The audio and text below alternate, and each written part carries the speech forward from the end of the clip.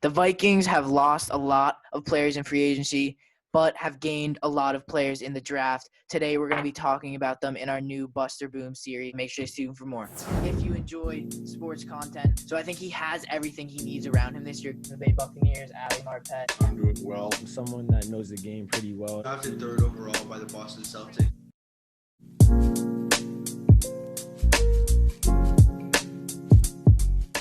Yo, what's up, guys? Welcome back to another podcast from the Sports Scoop. Today, as I said earlier, we are going to be talking about the Vikings for the 2020 NFL season. If you haven't already, make sure to drop a like and a subscribe. So basically, if you guys are new to this series, we are doing every single NFL team. It's called the Buster Boom series. We basically talk about what we think their record will be. We talk about free agency. We talk about the draft. And we talk about key players. Yeah, make sure to keep watch to the end. Let's get straight into it with our first key player. Serge, take it away.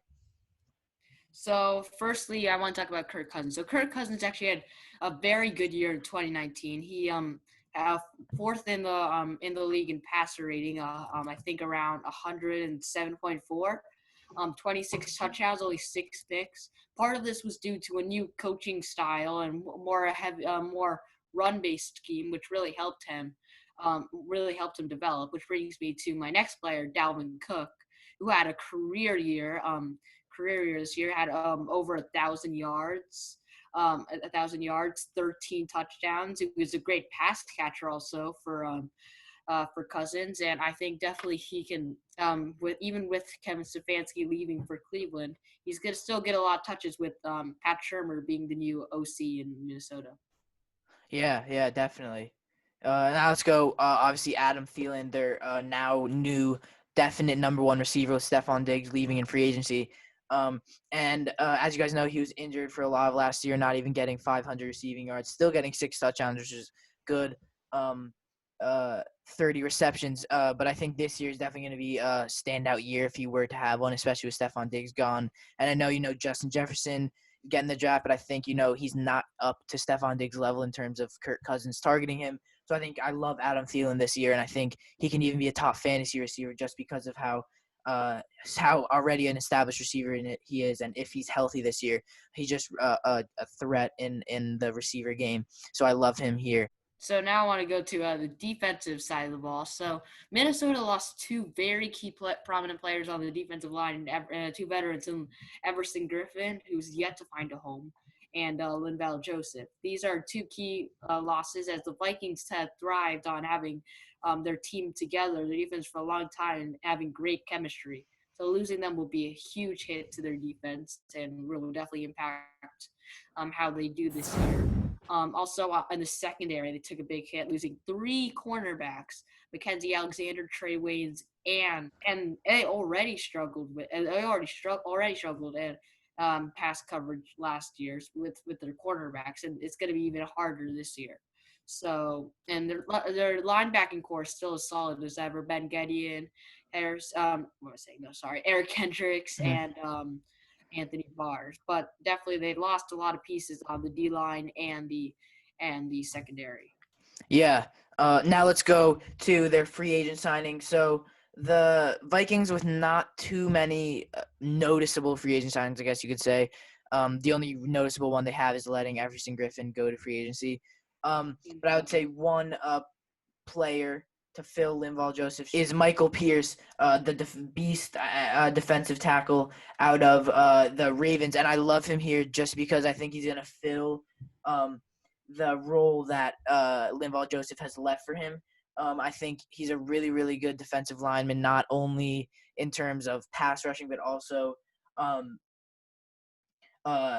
in terms of like run stopping. So I love him here. He had last year, actually he was injured for a lot of the season.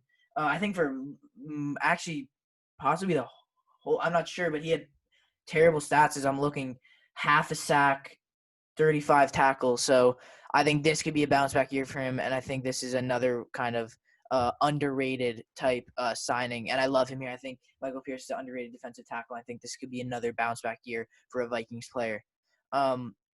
Any other thoughts on that, Serge?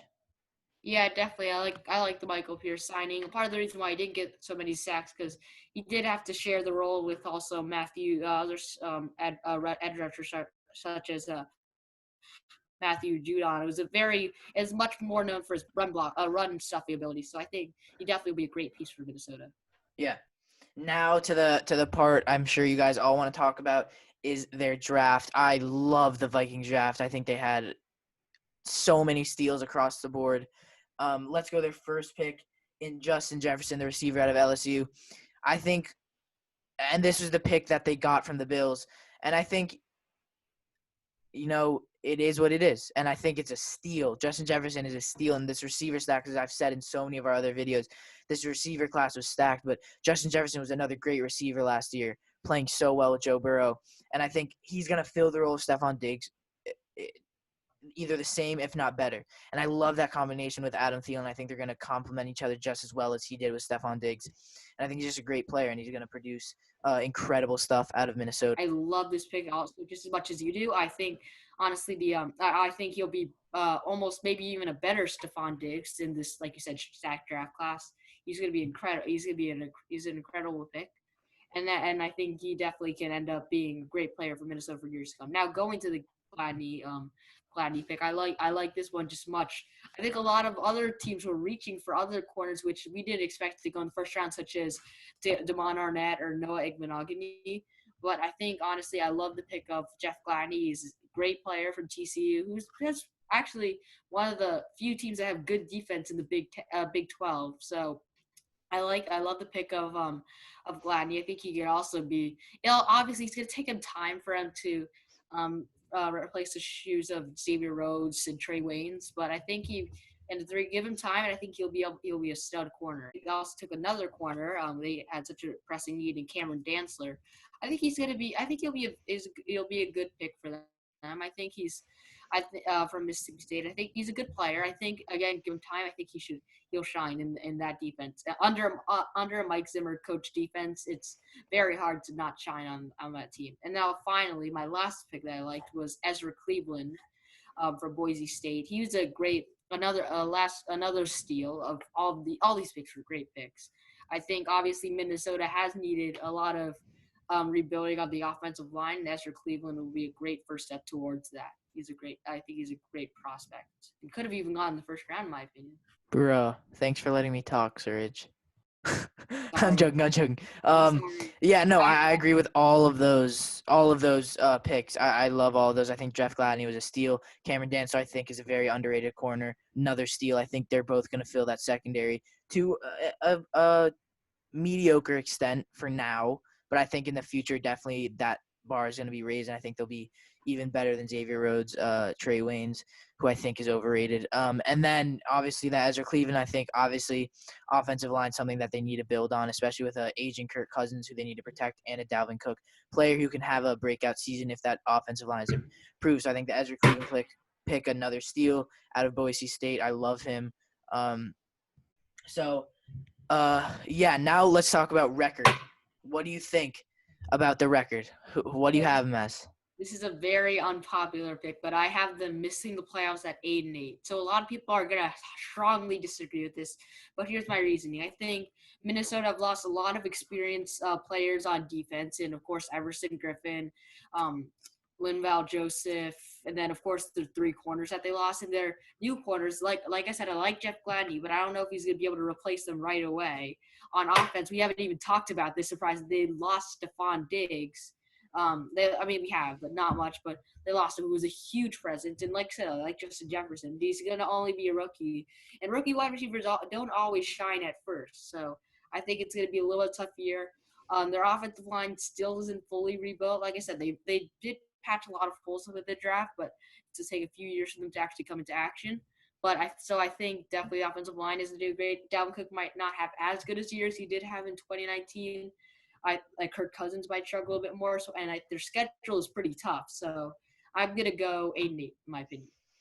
I think that's a little bit harsh. I have them having 2 more wins with 10-6, just because I think their offense is still really, really good. And I know Stephon Diggs is obviously, a big loss, but I think Justin Jefferson's going to shine next year, and I think he's going to be not an underwhelming receiver. I think he's going to be a really, really good receiver. Obviously, Adam Thielen coming off injury, that's an addition, you could say, just because he wasn't there for that much last year. Kirk Cousins, I think, is very underrated. He's played very well, and he hasn't, obviously hasn't brought them to, Super Bowls. And then Dalvin Cook having the chance to have another breakout season. I love that. And then on the defense, I know, loss of a lot of players, but they still have Daniil Hunter. They have Michael Pierce, and they have some rookie corners who I think may not play at start, but they will grow into that role. And they still have their two really good safeties, I think, were the most important part of that secondary. In Harris, I don't know his first name, and Harrison Smith. And I'm talking about Harris, the other safety. I know it's his last name. Oh, Yeah. So, I think 10-6 is good. But that's it for the video. Hopefully you guys enjoyed it. This series is going to be an ongoing series. We're going to try and pump out a ton of videos to you guys. So let us know what you guys thought. And make sure to subscribe if you haven't already. Thank you guys so much for watching. Peace out.